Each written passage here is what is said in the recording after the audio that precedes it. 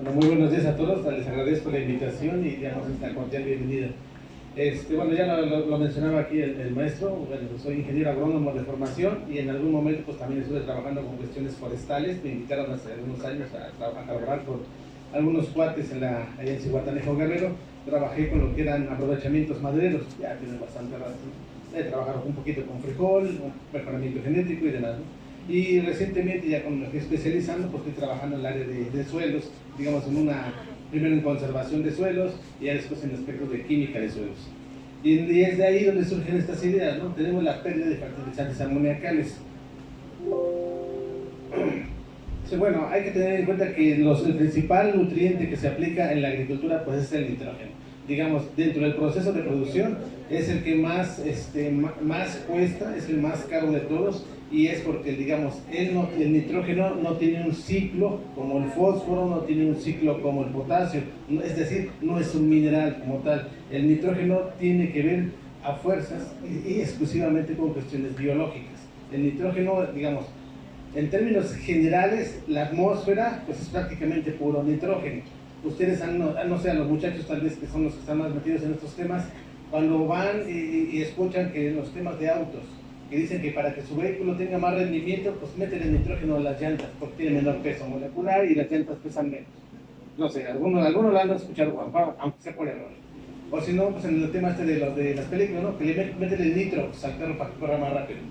Pero digamos, nuestro aire más o menos es el 70% es nitrógeno y el resto está entre dióxido de carbono, vapor y agua, y oxígeno. Entonces, pues prácticamente todo es nitrógeno. Pero ¿por qué es el fertilizante más caro? Si respiramos nitrógeno. Entonces ahí es el problema, ¿por qué es tan caro? El problema de que sea tan caro es porque es muy difícil sintetizarlo. Se requiere energía, se requieren equipos especializados para convertir ese nitrógeno atmosférico en un polvo, en una sal, en un gránulo. Es muy, muy costoso. Por eso es que es caro el nitrógeno. Ahora, ¿por qué cuando sucede esa situación de las guerras en Europa suben los fertilizantes? Muchos de ellos porque vienen de Rusia, vienen de Israel, vienen de China, pero no solamente por el proceso de producción que implica el petróleo, sino el transporte que implica también diésel, petróleo, entonces por eso se subieron tanto. Eso es muy caro. Y ahora, si consideramos que cada año tiene un incremento, digamos, normal, porque todo tiene que subir por cuestiones económicas, le sumamos que el 50% se pierde. De los fertilizantes amoniacales, el 50% se pierde. ¿Y cómo se pierde? Se pierde como amoníaco. Si se acuerdan de sus clases de química, el amonio es NH4, bueno, aquí no está el amonio, entonces amonio no se les olvide, NH4 es lo que compran como sulfato de amonio, fosfato diamónico, fosfato monoamónico, nitrato de amonio, todo tiene esta molécula. Pero esta molécula es muy inestable, demasiado inestable. Más adelante vamos a ver qué le pasa. Pero digamos, de aquí en el suelo se pierde, y es un proceso que se pierde de manera inmediata. Ustedes lo aplican y en unas horas se está perdiendo, y más o menos se pierde el 50%. En promedio, puede ser que se pierda hasta el 80%, va a depender mucho de ciertas características del suelo, y vamos a ir viendo muy a detalle, pero eso es de influencia.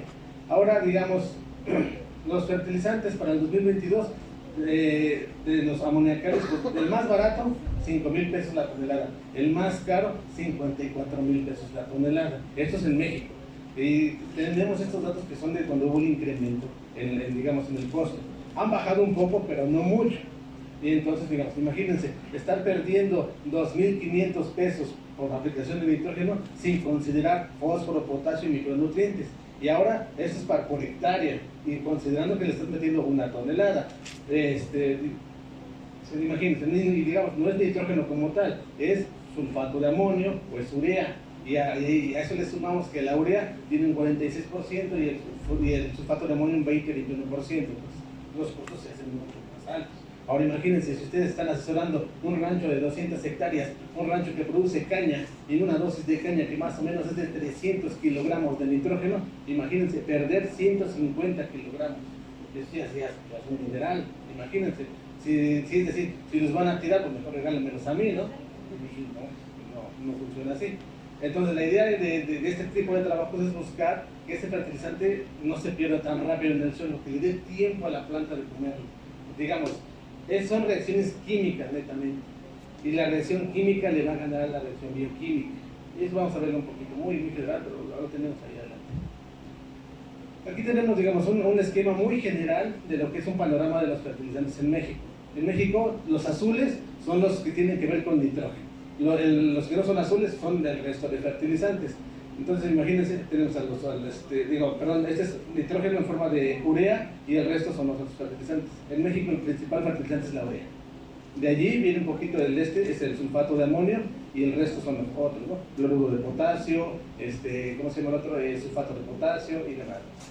Ahora, este es un ejercicio que hice en algún momento, es ver qué cantidad de fertilizantes se produce en México y cuánto se importa. Entonces aquí tenemos algunos valores, realmente lo pueden sacar ustedes de los datos de INEGI, INEGI tiene de sus datos, pero realmente nosotros producimos menos de la mitad. Aquí tenemos 1.200.000 toneladas producidas en México y se están importando 2.400.000.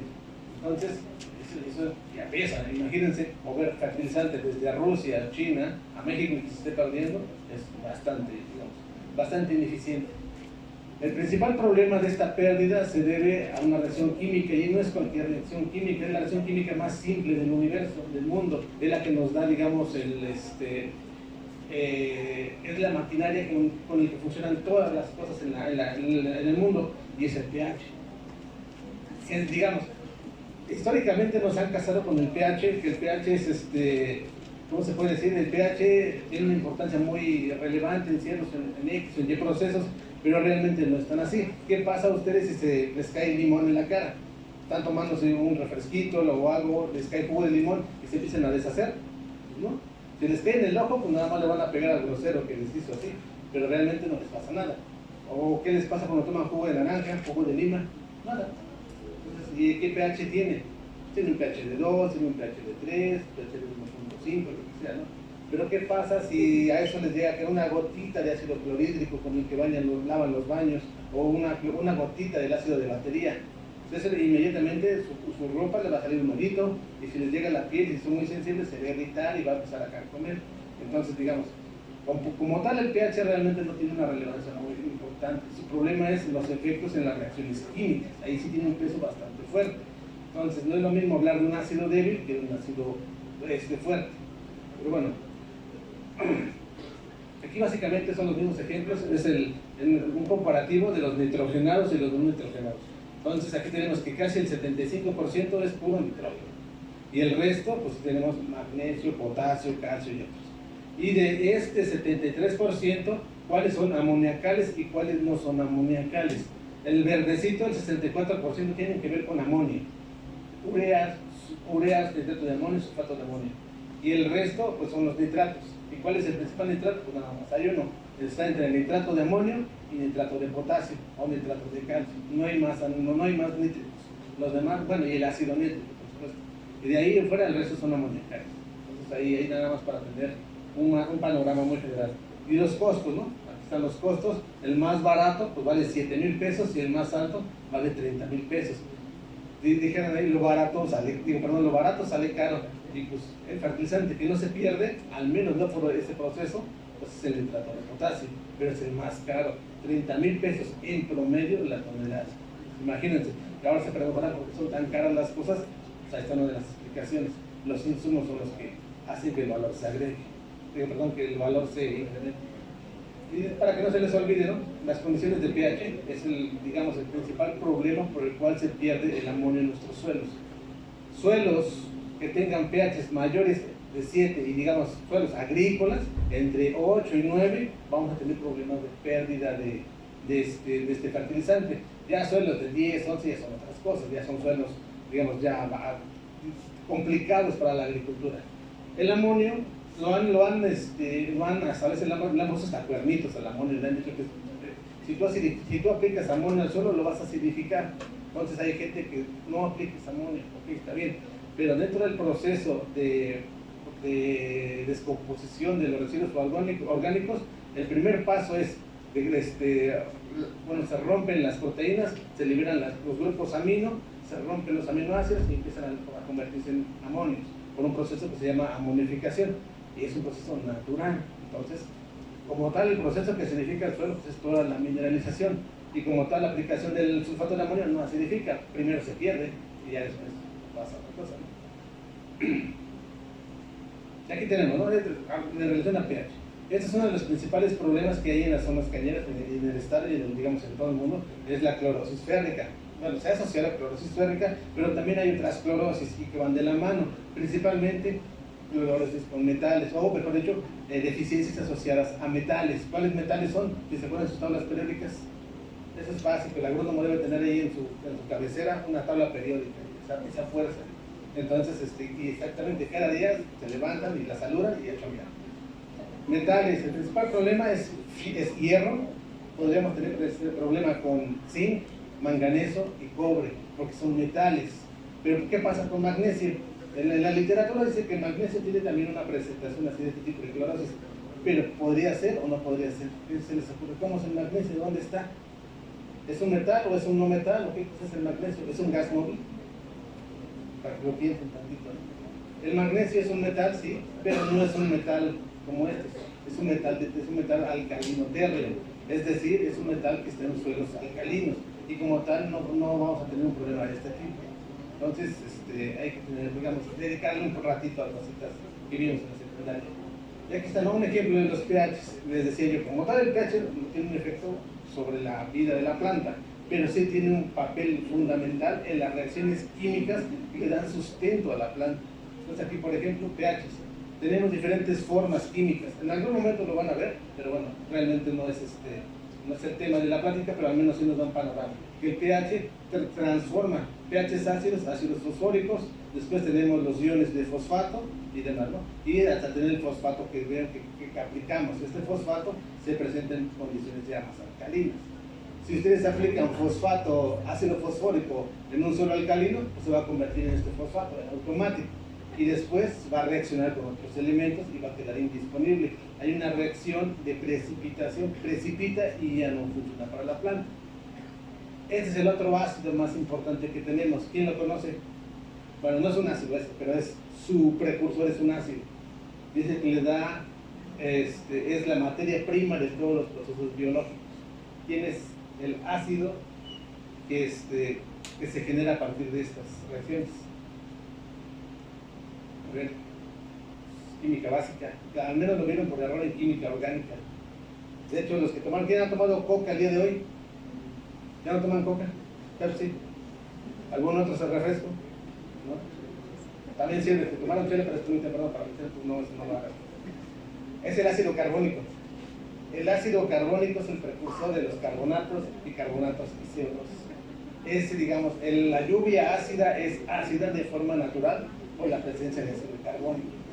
Ustedes han oído hablar de las estalactitas, estalagmitas, carbonato de calcio y demás. Es el ácido carbónico, que es un proceso de miles de años, pero también está influenciado por pH. En suelos, habrá suelos alcalinos que no tengan sodio, que no tengan magnesio, pero van a tener carbonato, y el carbonato funciona como una base débil que va a hacer que se vuelvan alcalinos, y ahí vamos a tener problemas que estamos viendo ahorita. Y aquí tenemos nuestro estrella invitada, el amonio y el amoníaco. El amoníaco es muy, digamos, es una molécula estable, pero es muy reactiva. En condiciones ácidas se convierte en amonio, y el amonio en condiciones alcalinas se convierte en amoníaco. Entonces, si tenemos un pH de 8, vamos a empezar a perder amonio. Es un proceso natural. Entonces, aquí es donde el agrónomo tiene que entrar para evitar que eso ocurra.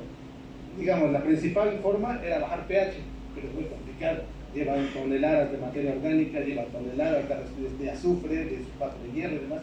Se puede, pero sale muy caro. Lo mismo le va a pasar a los otros elementos, ¿no? pH con el hierro, pH con el manganeso, pH con el zinc, y lo mismo, ¿no? pH con el cobre. Eso es, digamos, a nivel laboratorio, a nivel in vitro, eso ocurre. En el suelo, aparte de todos estos procesos, van a estar otros todavía más complicados, que son los ciclos biogeoquímicos. O sea, se complica todavía. Si habíamos tenido problemas con la pura química, ahora métele un componente vivo, un ciclo biogeoquímico. Entonces aquí tenemos a nuestra vaquita que come pasto, hace popó, y de ahí se va, aplicamos el abono y se empiezan a descomponer el nitrógeno y demás, ¿no? Tenemos el amonio, luego el amonio pasa a nitrito, luego pasa a nitrato y ya está el sulfúrico de la planta. Si bien nos va. Este es un proceso netamente biológico. Entonces aquí va a estar nitrosomonas y nitrobacterias, son procesos naturales. Ese sería, digamos, a nivel general lo que ocurre en la naturaleza. Pero nosotros como, digamos, entes que podemos manipular ciertas cosas para que tengamos algunos satisfactores, pues lo industrializamos. Y esto pues sale caro. Y esto es un proceso que puede llevar 6 meses, un año, depende cuánto coma la vaca. Porque eso dependerá también cuánta biomasa hay. ¿Quiénes son las especies naturales, o mejor dicho, los organismos vegetales que fijan nitrógeno? A ver, ¿quiénes son? De manera muy general, ¿se acuerdan o no? Son las leguminosas. Las leguminosas y otro grupo de bacterias también lo hacen. Ahora ese es el mismo esquema, solo que un poquito menos amigable. Aquí son con puros simbolitos. Aquí lo tenemos. Este es lo que yo les quería enseñar. Esta reacción. Aquí ya lo veíamos. La reacción del amonio y el amoníaco es reversible. Se va y viene, pero depende del pH. O sea, tenemos el agua. El agua, es, digamos, en forma natural es ácida. El amonio en suelos ácidos no se pierde, no al menos en la magnitud de un suelo alcalino. Ahí por eso es que, por ejemplo, van a ver que no, pero yo en los suelos del sur de Veracruz se aplica urea y amonio y tienen excelentes resultados. Y aplico urea en estos suelos y no me rinde lo mismo. ¿Por qué? Porque allá no se está perdiendo, o al menos la velocidad de reacción es más lenta y le da tiempo al suelo a absorberlo y después le da tiempo a la planta de absorberlo. Y aquí tenemos, ¿no? ¿Esta quién es? Esta es la urea y este es el amonio. A la urea todavía le cuesta un poquito más de trabajo. La urea tiene que convertirse, este NH2 es el grupo amino. Si es un grupo amino, es una proteína. Por eso hay gente que dice que la urea es un fertilizante orgánico. ¿Por qué? Porque tiene un componente, digamos, orgánico, un grupo amino, que es un pariente de las proteínas. Para que pueda estar disponible para la planta, tiene que pasar por la ureasa para convertirse en amonio. Y ya después, entonces, ¿no? Nitrificación, nitratación y nitrificación. El amonio no, el amonio ya está directo. El problema va a ser que él compite con los hidróxidos o los hidrónios, depende del suelo, ¿no? Pero si se encuentra con hidróxidos, se va a volatilizar y es inmediato, cuestión de minutos. Pero para eso pues tenemos que buscar una solución. Hay gente que se ha dedicado toda su vida a estudiar lo que es la materia orgánica, pero no la materia orgánica como nos las han enseñado, que digamos, aplícale 20 toneladas de estiércol de vaca y luego métele gallinas. No, esos son residuos orgánicos.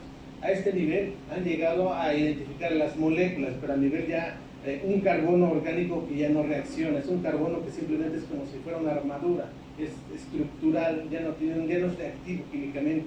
Tampoco, digamos, es una fuente de alimentos para los microorganismos, ya ni lo pelan. Hagan de cuenta que es cuando ustedes tienen un pedazo de bistec y nada más queda el puro huesito, ustedes lo ven, no quieren. Lo mismo pasa con ese tipo de carbono. Los microorganismos ya no lo pelan. Pero resulta que ese carbono, hagan de cuenta que empieza a reaccionar con las arcillas del suelo, las empieza a agrupar y es como un garapiñado. Si se dan cuenta, el garapiñado es un cacahuatito que está lleno de dulces por fuera y se le pegan un montón de cositas.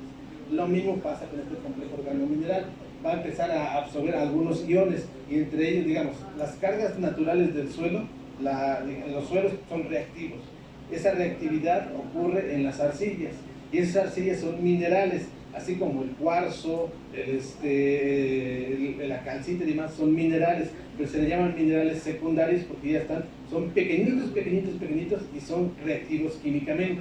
Y eso permite que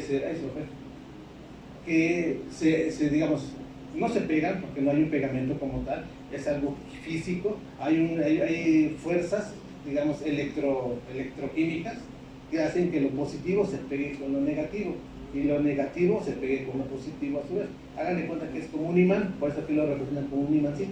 Entonces eso hace que se peguen y se van a pegar otras moléculas de carbono y se van a pegar otros iones y otras arcillas y van a dar lugar a lo que se llaman los agregados del suelo. Y ahí, pues ahí van a estar todos los componentes orgánicos, inorgánicos y demás.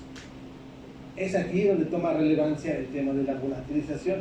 Los suelos que han sido trabajados mucho tiempo y que de forma natural son alcalinos, pues también son deficientes en esto. Un suelo que se orea, que se rastrea, que se surca continuamente, pues se está oxidando los residuos orgánicos. Hay que recordar que estos residuos orgánicos son a nivel molecular, no son trocitos de cañuela, no son trocitos de totomostle, no, ya es a nivel molecular, pero estos sí también se oxidan. O sea, aunque digamos, de forma natural pueden tardar 100, 200 años o miles de años, pero si nosotros les damos las condiciones para que se degraden, se van a oxidar de forma natural, y es cuando perdemos la fertilidad del suelo. ¿Okay? Y bueno, aquí te lo que tenemos, ¿no? ¿Qué pasa? De manera ya muy general con las condiciones de pH, ¿no? El pH alto y el pH bajo. Entonces un pH bajo, pues con condiciones ácidas. ¿Y qué pasa? Pues aquí lo que domina son los hidrógenos. Y cuando eso ocurre, pues todos estos sitios, estas rayitas son los sitios donde se quedan pegados los nutrientes. Entonces, como abundan los hidrógenos, pues desplazan los otros, dicen, quítate, que bueno. Es como cuando van en la combi, no sé, y apenas si hay lugares para 4 y hay 3 personas bien pegaditas, ¿qué hacen? No, se siente y desplazan los otros. Lo mismo hace el hidrógeno. Y en condiciones alcalinas no ocurre eso. Por eso es que en algunos suelos, hay, digamos, suelos alcalinos son ricos en ¿quién? En potasio, calcio y magnesio, mientras que en suelos ácidos estos elementos no están presentes. Digamos, por este problema con el hidrógeno, que es una posibilidad. Y aquí estaría, digamos, el ejemplo, que es lo que yo hice en algún momento. Aquí lo que yo busqué fue simular diferentes condiciones de suelo para simular cómo se pierde el amonio, pero digamos, aquí la principal característica es que tuviéramos suelos alcalinos. Esa es la ventaja, suelos alcalinos. Pero, y también que tuviéramos, ¿cómo se le puede decir? Diferentes niveles de arcilla. Es decir, partíamos de este supuesto. De estas plaquitas, ¿no? Se supone que estas son las arcillas, y si la arcilla está promoviendo o está evitando que se pierda el fertilizante, pues la lógica sería, pues métele más arcilla. ¿Sí, no? Si digamos, si un suéter hace que no tengas frío, y si tienes frío, pues ¿qué van a hacer? Ponerse suéter. Pero ¿qué pasa? No siempre todos esos suéteres tienen la misma capacidad. ¿Por qué? Porque puede ser un suéter que tenga un tejido muy abierto y el calor se escape. O puede ser esas chamarras que están ahora de moda, que son como de hule y que hacen que estén calientitos aunque estén muy delgaditas. Entonces, digamos, no siempre más es mejor. Entonces, partiendo de esa idea de que las arcillas tienen ese efecto positivo, pues también hicimos una variación en la arcilla. Y en automático no es un sinónimo, pero sí hay una relación de textura relacionada con la capacidad de intercambio catiónico. Los que ya llevaron sus clases de grafología o de nutrición vegetal van a estar siempre hablando de suelos francos, suelos arenosos, texturas medias y demás. Pero es esto, ¿no? Está relacionado con el contenido de la arcilla. Pero la arcilla a su vez es un sinónimo de aquí, de la capacidad de intercambio catónico. Aquí es una determinación netamente física, aquí es una determinación química, pero van de la mano. ¿Okay? Entonces esa fue la idea de hacer el experimento. Y aquí lo hicimos muy simple, no nos complicamos la existencia porque la investigación es cara y como siempre nunca hay presupuesto. Entonces aquí lo que hice, pues lo que sí estamos sobrados es de ingenio y de cerebro. La literatura decía, tienes dos opciones, o lo haces con un electrodo súper sofisticado que conectas a tu computadora, o te pones a pensar y diseñas una cámara hermética donde simules un área donde va a estar reaccionando el fertilizante con un medio. ¿Cómo le hago? Entonces está más complicado. Aquí lo que estamos simulando es aquí en estas bolsitas hay suelo. A este suelo se le aplicó fertilizante y tenemos estos botecitos rojos. No es agua de Jamaica, ni Kool-Aid, ni tampoco es jarrito de tutti frutti con pulpo. No, es una solución de ácido bórico que tiene 20 gramos por litro y tiene dos indicadores. Tiene verde de bromopresol y rojo de metilo. ¿Por qué les digo yo que lo que nos sobra es cerebro? Pues tuvimos que pensar. Estos indicadores son indicadores de pH, o sea, son de sus clases de química. Esto está rojo cuando es ácido, y cuando es alcalino se pone verde. Y ahora, ¿se acuerdan de cómo reacciona el amonio? ¿En qué condición el amonio está presente y en qué condición está presente el amoníaco? A ver, acuérdense. En pHs bajos El amonio se convierte en amoníaco, pero el amoníaco es un gas. Y se acuerdan de que el amoníaco, como al ser está en estado gaseoso, cuando está en contacto con un medio líquido, se regresa amonio. Entonces, este frasquito, cuando tenga amoníaco, se va a poner verde. Eso lo vamos a ver más adelante. Aquí tenemos las dosis, tenemos dosis de, más o menos, ya no recuerdo exactamente, pero me parece que la dosis de nitrógeno la hice basada en una dosis de fertilización de maíz. Creo que eran como 150 o 200 kilos de nitrógeno por hectárea. Es una simulación, pues. Pues aquí tenemos desde el nivel más bajo hasta el nivel más alto. Me parece que son como 200, algo así. Ya tenía rato que lo hice. Aquí está la metodología. Esta metodología también es la misma que se utiliza para determinar proteínas o nitrógeno. En laboratorio, en análisis de suelo o tejido vegetal, es la misma metodología. Nada más que está adaptada para hacer este experimento. Y aquí está, ¿no? Tenemos nuestra cámara. La idea de tener la bolsita esta hermética es que no se pierdan los gases. Porque recuerden, todo se tiene que llenar de amonio y ese amonio se tiene que recuperar, de amoníaco se tiene que recuperar en este botecito. Y aquí está, ¿no? Ya tenemos el botecito. Hice un montón de incubaciones. Bueno, este procedimiento se llama incubación y muchos de los estudios de fertilidad de suelo se hacen con incubaciones. Este, digamos, es uno de los más facilitos. Hay otros que se llaman isotermas también, que sirven para ver cómo se liberan o cómo se mueven algunos iones, principalmente el fósforo. Pero en este caso es simplemente para ver la tasa de pérdida de amonio. Y aquí está, ¿no? Un montón de botecitos, más botecitos, y aquí está, ¿no? Aquí, esos botes ya tienen, aquí está, bueno, por ejemplo, hay dos, aquí ya está verde. Este bote, este matraz ya está lleno de amonio, perdón, de amoníaco, el amonio. Entonces ya reaccionó y ahora sí los voy a titular. Cuando los titulo, los regreso otra vez a amonio. Entonces aquí estoy haciendo mis experimentos. Eso, digamos, es un experimento que me permitió a mí saber cuánto fertilidad estoy perdiendo. Y ahí están. Todos esos resultados, pues digo yo, ¿para qué quiero tanto botecito? Pues para esto. Las clases de matemáticas sí funcionan. Y aquí está. Cada puntito, cada grupo de puntitos son los valores que yo obtengo de titular esos botecitos. Les agrego gotitas de ácido sulfúrico y una vez que se cambia a rosita otra vez, dejo de aplicar el ácido sulfúrico. Y a eso le hago, guardo el dato, lo meto en la calculadora o en el archivo de Excel y me da estos valores.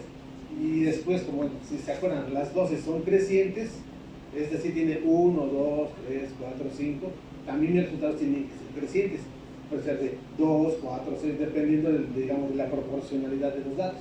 Pero aquí está. Y aquí ya tengo miligramos de nitrógeno aplicado en forma de amonio al suelo por cada kilo de suelo. Ahí que son las conversiones, pues. Y ya tengo cuánto amoníaco estoy perdiendo. Estas son incubaciones de 3 días, pero realmente la pérdida empezaba, no sé, 3, 4 horas después. Yo terminaba de poner el experimento y estaban verdes. Muy, muy rápido. A lo que voy es que esta pérdida de fertilizante ocurre en horas. Pues imagínense perder una dosis de refertilización de 300 kilos de nitrógeno, está perdiendo a lo mejor 150 kilogramos de nitrógeno por hectárea en 8 horas, pues, digamos, ya es algo considerable y es algo que le pega directamente al rendimiento.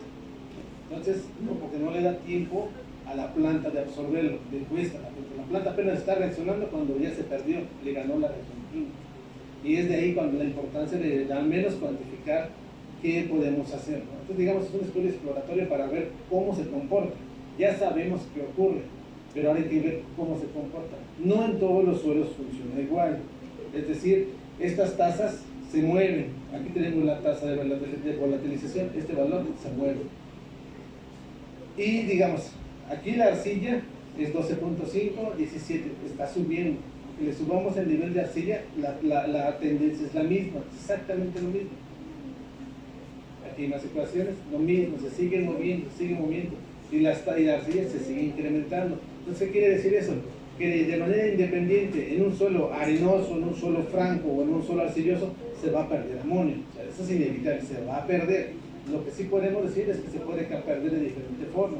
Unos pierden más que otros. ¿Por qué? Porque, digamos, el principal o la principal circunstancia por la cual se está perdiendo es el pH del suelo, no tanto el contenido de arcilla, o mejor dicho, la textura de ese suelo. Y aquí, bueno, aquí ya tenemos otra situación. la arcilla sí tiende a amortiguar un poquito la pérdida de suelo, pero no mucho. En algunos documentos ustedes que lean van a decir que los fertilizantes amoniacales se pierden más en suelos arenosos que en suelos arcillosos. Y aquí está, eso es cierto, sí se pierden más. Sin embargo, les digo, la pérdida está más acentuada por las reacciones químicas. Eso fue para sulfato de amonio. ¿Qué ocurre con la urea? Ocurre lo mismo. Es un poquito más inestable la urea porque todavía pasa por un proceso biológico. De tener este grupo amino, se tiene que convertirse en amonio y después de amonio se tiene que perder en forma gaseosa. Pero digamos, ocurre lo mismo. Más lento, pues son las mismas condiciones de arcilla. Y como todo, ¿no? A todos hay que meterle su refuerzo estadístico. O sea, aquí simplemente, ¿no? Aquí lo tenemos, son dos asteriscos, quiere decir que hay una son altamente significativos, es decir, que el error al analizar estos datos es menor al 1%. Quiere decir que no hay error, al menos en los datos. ¿Okay? Entonces quiere decir que nuestros modelitos que aplicamos, que el proceso que estamos analizando, sí está influenciado por las variables que estamos midiendo. Es decir, que la pérdida de amoníaco después de una aplicación de amonio es directamente proporcional a la cantidad de amonio que yo aplico. Es decir, si yo aplico N kilos de amonio, pues también voy a aplicar una cantidad proporcional. Es decir, si yo aplico mucho amonio, pues voy a perder mucho amonio. A eso vamos, es proporcional. Entonces, digamos, ya de manera de conclusión, es lo que les digo, ¿no? Las pérdidas de amonio pues comienzan desde que se aplica al suelo. El pH es el que influencia esta pérdida y las tasas de pérdida de amonio como de urea son similares. Ahora, ¿qué sigue? El siguiente paso pues, es buscar generar una protección a este amonio y esta urea para que no se pierda. ¿Y cómo lo vamos a conseguir? Este es un fenómeno que ha ocurrido desde que existen los seres vivos. Siempre se pierde, es natural. Si no, no existiría ese nitrógeno en la atmósfera. Entonces, el siguiente paso es partir de los mismos supuestos que les mencionaba hace un rato. Vamos a buscarlo rápidamente.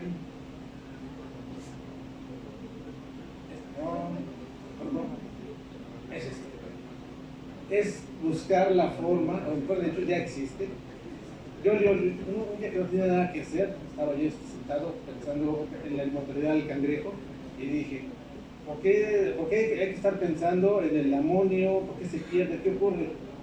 Si en el mundo de por sí existen suelos alcalinos, si en todo el mundo hay suelos alcalinos, quiere decir que entonces en esos suelos no habría vegetación, porque el nitrógeno es un elemento esencial y es el que determina prácticamente todo el proceso biológico. Y si no hay, ¿por qué hay plantas en suelos alcalinos? ¿Qué ocurre entonces? ¿Qué pasa? Pues sí, si nos vemos en este esquema, es que si es un suelo alcalino no va a haber plantas, ya. Es como dijéramos, es una regla y así tendría que ser. Pero en la naturaleza no ocurre. Vamos a tener plantas en suelos extremadamente ácidos y vamos a tener plantas en suelos extremadamente alcalinos. Y están como si nada. Ustedes lo han visto, aquí son suelos ligeramente alcalinos, pero las cañas están bien amarillas y al lado los guisantes bien verdes. ¿Qué onda? ¿Dónde están mis clases de morfología de eficiencia? No, ahí entra la parte evolutiva. Las plantas están acostumbradas a este ambiente alcalino. Pero ¿qué cosa? ¿Es genético o es alguna modificación en el suelo?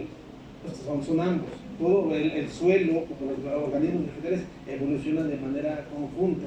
Entonces la idea aquí pues, es empezar a buscar la forma de que este compuesto orgánico se lo apliquemos al suelo, pero que no se pierda, o mejor dicho, que se pierda lo que se tenga que perder, pero la parte que está activa, que evita que ese nitrógeno se pierda, lo acompañe y haga esta bolita, este garapiñero que les decía. Y ahí esté, al menos en lo que la planta lo consume.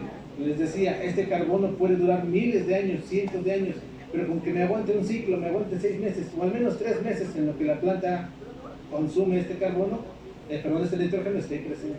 Entonces, lo que estamos trabajando ahora en el campo es, estamos haciendo composta, pero no una composta, digamos, tradicional, que le metemos muchos ingredientes, la dejamos que madure, la movemos, la regamos y dejamos que madure, y después aplicamos. No, aquí la idea es que todo el carbono que bueno, se denomina el carbono lábil, el carbono que se puede degradar fácilmente, se pierda y que solamente quede la fracción estable, lo más estable. En este momento nuestro objetivo no es que nutra el cultivo, es que tengamos un carbono que permita que se pegue esto, para que se peguen las arcillas del suelo y que también pegue a los iones, para poder evitar los problemas que ya les había mencionado. Pérdida de nitrógeno y de ahí las deficiencias de los iones metálicos, porque son los que están más influenciados por el pH. Con fósforo es otro rollo todavía más choncho, no vamos a meter con eso, no sé, en algunos años, hasta que no tengamos nuestros primeros resultados. Pero digamos, es lo que todo surge de una idea de algo que ya está hecho, ¿no? Pero hay que ver la naturaleza es lo que nos da la clave de que hay que seguir haciendo. No sé si tienen alguna duda, pregunta, comentario. Bueno, si este es algo que sigue trabajando, algunos de ustedes si gustan, pues están las partes del campo experimental están abiertas para que vayan a probar sus ideas o vayan a contribuir en este tipo de trabajo, ¿no? Jóvenes, ¿alguna pregunta?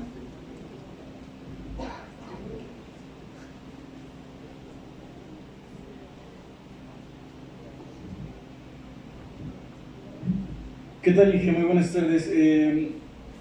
Con respecto a la volatización, en el ámbito de los fertilizantes, marcas como Yara, como Pacifex, nos ofrecen unas ureas que supuestamente no se volatizan o que vienen estabilizadas para volatizarse menos. ¿Ahí qué técnicas o qué pasa con esas ureas para que no se volaticen tanto, para que disminuya su volatización o para prolongar su...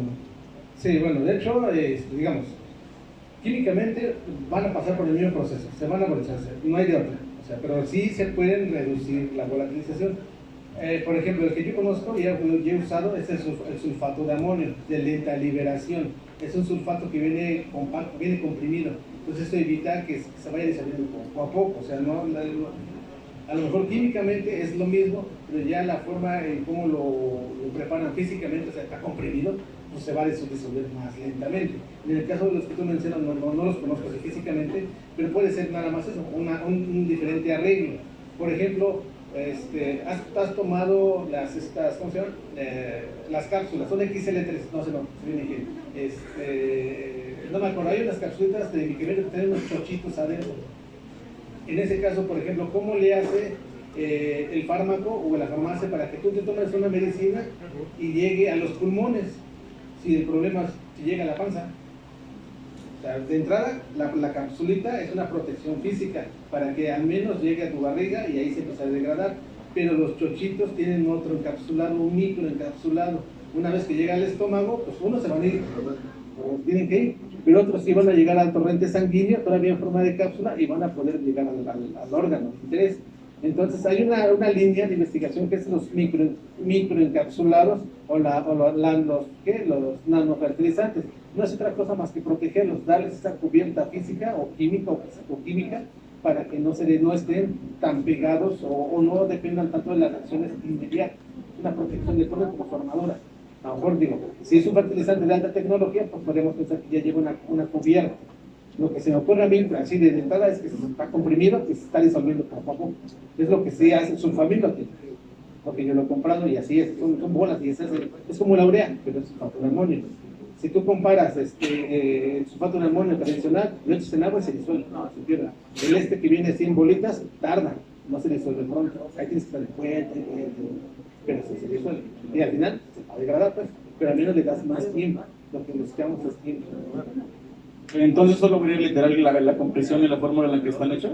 Bueno, la entrada, la fórmula química, si es sulfato de amonio, va a ser SO4, bueno, perdón, NH4SO2, SO4SO2. Químicamente siempre van a ser lo mismo, pero a lo mejor ya cuando está en su presentación ya cambia. ¿Cómo puede ser? Por ejemplo, la aspirina. Hay dos tipos de aspirina. La aspirina que te tomas, la chiquitita, y la aspirina efervescente. Es exactamente la misma pastilla, solo que en diferente presentación. Una saca burbujitas y la otra es una pastilla toda fea. Pero o sea, no siempre es un cambio químico, sino nada más un cambio físico que ayuda a que tenga, en este caso, sea más fácil de consumir y que su efecto sea todavía más rápido. por ahí, digamos, en este caso, hay que buscar no solamente la alternativa, digamos, nosotros no tenemos la industria para producir el fertilizante. Lo que tenemos que buscar es otra forma para que ese fertilizante pueda funcionar. Pues. Muchas gracias. Vale. Por aquí tenemos otra pregunta. Hola, Inge. Ahorita hablaba sobre la pérdida de amoníacos, o eso se trata de su presentación. Bueno, mi pregunta es si considera que hay menos pérdida cuando el abono se entierra en las arcillas, por decir, es una práctica que lleva mi familia cuando siembra lo que viene siendo el sorgo. Ok, bueno, de entrada hay varios factores que involucran la pérdida. La principal es el suelo. Después le sigue la humedad, temperatura y velocidad del viento. Todos esos factores tienen que ver con la pérdida de amonio. De entrada, lo que les decía, de que se pierde, no hay nada. Pero podemos evitarlo. Y la forma más práctica de evitarlo es mojando y enterrando, porque ya se vuelve gas y siendo en estado gaseoso, pues ahí se va a quedar acumulado. Le da tiempo al suelo de absorberlo, pero de todas formas se va a perder. Puede ser lo que les decía, las pérdidas van desde un 20, 50, 80%.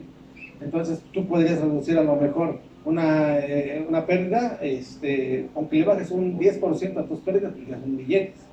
Pero si ya eso todavía lo fracciona, porque ¿cómo se puede decir? La otra práctica que tenemos es el fraccionar el fertilizante. 3/4 al inicio y el último cuarto en la última etapa. Entonces, si estás viendo que se pierde mucho y le metes todo de trancazo, pues se va a perder mucho. Pues también pues, se puede, por ejemplo, si quieres fraccionar en caña, no se puede, porque a lo mejor fraccionas en las primeras etapas, pero ya cuando está alta, ya no puedes ni entrar. ¿Cómo le haces? Pues, hay cosas que en la teoría funcionan muy bien, pero en la práctica ya no. O por ejemplo en el caso del maíz, igual, ya está alto el maíz, está a lo mejor ya en el desarrollo de la espiga, y le quieres meter un poco de fertilizante, no vas a poder porque no entra el tractor o no entra el aplicador. Por eso es que, digamos, surgen este tipo de estrategias. Pero entre combinar el manejo del fertilizante, el manejo del suelo, pues eso también repercute en perder costos, al menos de fertilizante. Y volvemos a otro problema. Entre más fraccionado metamos el fertilizante, me eleva los costos. Más mano de obra, más maquinaria. Entonces ahí hay que buscar un intermedio. Lo más fácil pues, es cambiar de fertilizante, meter nitrato de potasio. ¿Bien? Pero ¿cuánto cuesta? 3, 4 veces más. Entonces no es tan fácil, y va a salir igual. Entonces ahí tiene sus segundos. Pues. ¿Alguien más? ¿Alguna pregunta, jóvenes? ¿Por acá? ¿Aquí en medio? ¿No? ¿No, jóvenes? Bueno, vamos por acá. Bueno, démosle un fuerte aplauso al doctor Alejandro por su participación.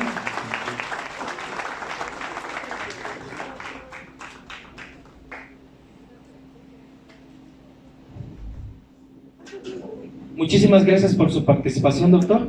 Le vamos a hacer entrega de un siguiente reconocimiento y doy lectura al mismo.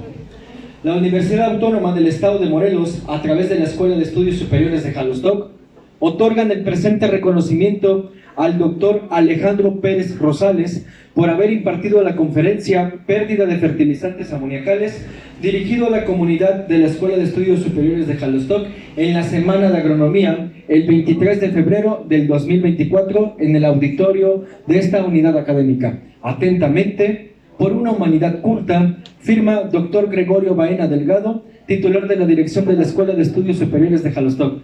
Muchas felicidades y muchas gracias, doctor.